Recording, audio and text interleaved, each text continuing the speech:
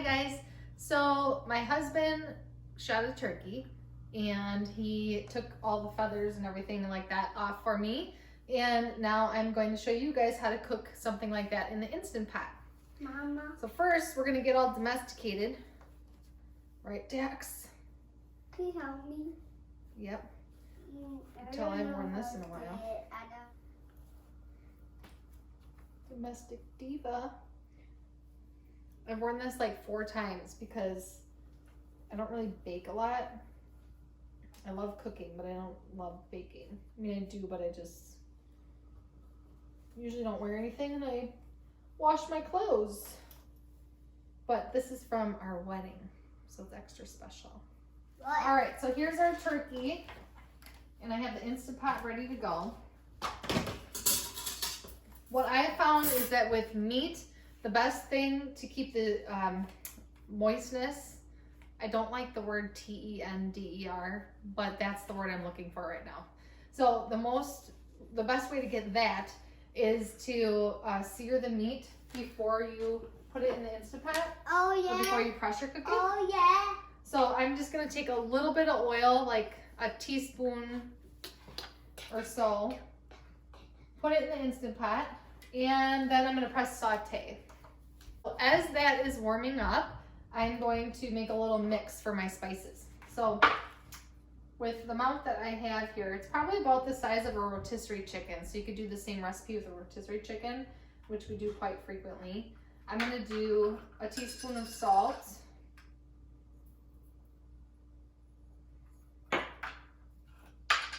Heaping teaspoon, I should say. I'm gonna do a teaspoon of pepper. I'm gonna do a teaspoon of basil. And then I'm gonna do a teaspoon of thyme. So I'm just gonna stir that around a little bit. And I'm going to sprinkle it and actually rub it into the turkey breast.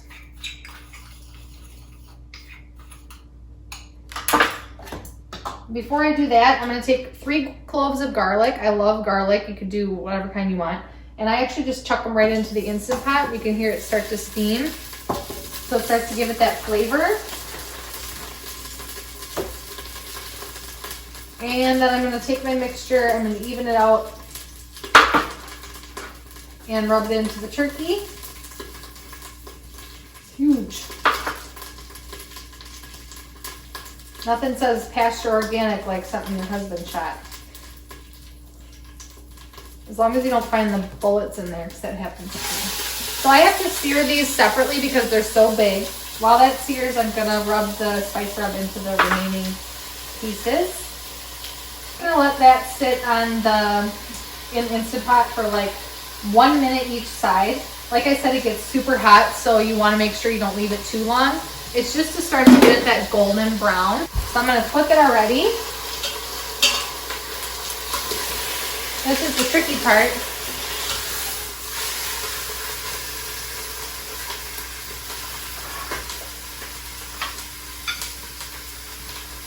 So while that sits, I'm gonna actually cut up my lemon.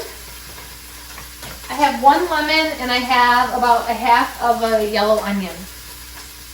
I'm gonna cut the lemon in half and I'm gonna squeeze half of the lemon over the turkey in the next step. And we'll add the onion too. So you can just chop the onion into little rings. So this is how I do my onion. So I chop it so it makes little half rings like that. All right, this piece is ready to come out. We'll put the next one in.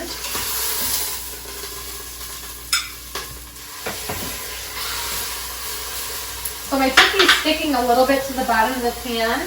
If your turkey or whatever meat you're using does that, you can add a little bit more oil. I feel like, what's her name on that show with the guys who always wear camel? There's like 4 of them. They're brothers and a dad. And the mom stays in the kitchen and cooks all day shoot. Like a hunter's wife. I'm a hunter's wife. Sure is a lot cheaper though, especially when you have 4 kids. They'll probably eat all this in like 2 days. But then he's like, oh, I gotta go hunting again because I gotta get some more meat, so I gotta leave you with all the kids. So I browned all of this. Now what I'm gonna do is cancel out the Instant Pot. And I'm gonna add in the razor. I'm not sure what this is called, but it comes with your Instant Pot and it keeps the meat from touching the bottom. So I'm gonna add that in and I'm gonna put all the meat on top of it. So I'm gonna leave the garlic in, put all the meat in.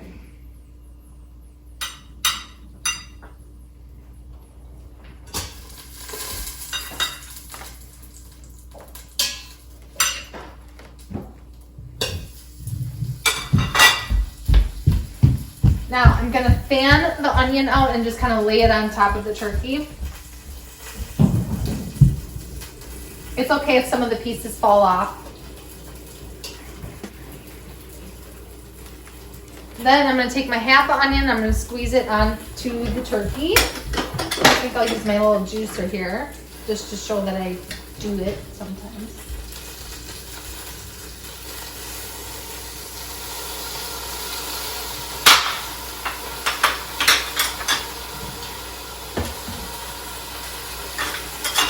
Just because I really love garlic, we're gonna add another clove.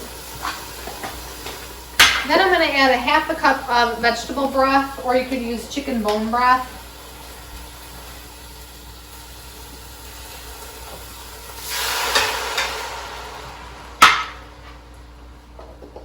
And then we're ready to go.